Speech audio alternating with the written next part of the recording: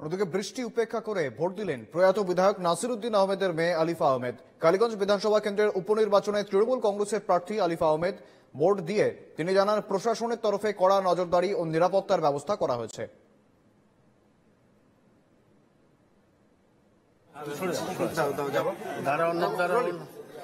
আলিফা বালিকা বিদ্যানিকেতনে তিনি ভোট দিলেন। আলিফাকে আপনার কাছে যেটা জানতে চাই,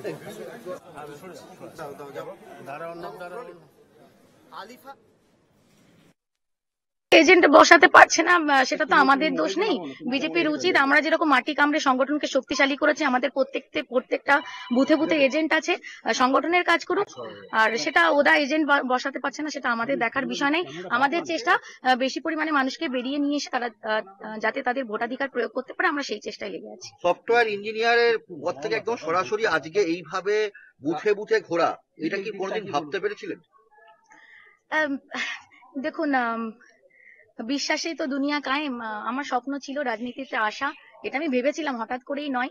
ভীষণ ভালো লাগছে আজকে, আমি ভীষণভাবে গর্বিত একজন নাগরিক হিসেবে এবং একজন প্রার্থী হিসেবে। আজকের এই দিনটি আমার জীবনে অত্যন্ত গুরুত্বপূর্ণ একটা দিন। সঙ্গে রয়েছেন প্রতিনিধি অনুপ কুমার মণ্ডল। অনুপ, সকাল থেকে বিরোধী যে সমস্ত এজেন্ট রয়েছে তাদেরকে বুথ কেন্দ্রে বসতে না দেওয়ার একটা অভিযোগ আসছিলেন এবং পাশাপাশি সেই অভিযোগ কিন্তু রীতিমতো প্রত্যাখ্যান করলেন তৃণমূল প্রার্থী আলিফা আহমেদ। কি রয়েছে গোটা ঘটনা এবং পাশাপাশি তিনি ভোট দিলেন, কি রয়েছে ছবি? অনুপ। একদমই দেখো শুভেন্দু, আজকে কিন্তু কালীগঞ্জের যে উপনির্বাচন, সেই উপনির্বাচনকে কেন্দ্র করে কিন্তু এই বিধানসভায় সাজো সাজো রব করতো। সকাল থেকে কিন্তু বৃষ্টি হচ্ছে, বৃষ্টি উপেক্ষা করেই কিন্তু যারা ভোটার আছে তারা লম্বা লাইনে দাঁড়িয়ে কিন্তু তারা ভোট দিচ্ছেন, এমনটাই কিন্তু চিত্র উঠে এসেছে। তবে তোমাকে আমি একটা কথা বলবো, যিনি বিজেপির বিধায়ক আছেন আশিস ঘোষ, কিন্তু তিনি একটি অভিযোগ করেন যে চাঁদঘর আদর্শ বিদ্যাপীঠ 80/55 নং বুথে এজেন্টকে বসতে দিচ্ছে না, এমনটাই তিনি কিন্তু অভিযোগ করেন কিন্তু প্রিসাইডিং অফিসার যিনি আছেন সুকান্ত দাস কিন্তু তার বিরুদ্ধে এই অভিযোগটা করেন। অন্যদিকে কিন্তু হাজরাপোতা গান্ধী স্মৃতি হরিজন প্রাথমিক বিদ্যালয়ে কিন্তু এজেন্ট বসতে দিচ্ছে না, এমনটাও কিন্তু অভিযোগ করে। তারপর কিন্তু তিনি যারা এখানকার যারা আধিকারিক আছে তাদেরকে কিন্তু জানানোর পর কিন্তু তারপর কিন্তু তার এজেন্টদের বসতে দিয়েছে, এমনটাই সূত্রে জানা যাচ্ছে। এমনটাই শুভেন্দু।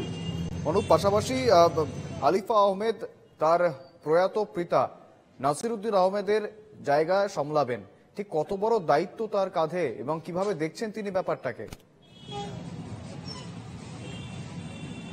দেখো, আলিফা আহমেদ যিনি প্রার্থী আছেন তার বাবা কিন্তু এখানকার বিধায়ক ছিলেন, তিনি প্রয়াত হয়েছেন, তারপর কিন্তু তিনি দাঁড়িয়েছেন। তবে তিনি কিন্তু ভোটের আগে কিন্তু পুরো এলাকা কিন্তু ঘরে ঘরে বাড়ি বাড়ি গেছেন, বাড়ি বাড়ি গিয়ে কিন্তু প্রচার সেরেছেন। তিনি আশাবাদী কিন্তু যে তিনি কিন্তু তার বাবার মুখ উজ্জ্বল করে কিন্তু তার বাবা যেভাবে কাজ করেছে সেই কাজের নিরিখে কিন্তু তিনি ভোট পাবেন এবং তিনি এই কালীগঞ্জ নির্বাচনে তিনি কিন্তু জয়ী হবেন, এমনটাই কিন্তু বলছেন। তিনি কিন্তু সকাল সকালে কিন্তু বুথে যান, বুথে গিয়ে কিন্তু ভোট দেন এবং ভোট দেওয়ার পর কিন্তু তিনি এলাকার যে সমস্ত বুথগুলি আছে সেই সমস্ত বুথগুলিতে কিন্তু ভিজিট করেন এবং তাদের যে কর্মীরা আছে তাদের সাথেও কিন্তু কথা বলে। শুভেন্দু। একেবারেই ধন্যবাদ অনুপ।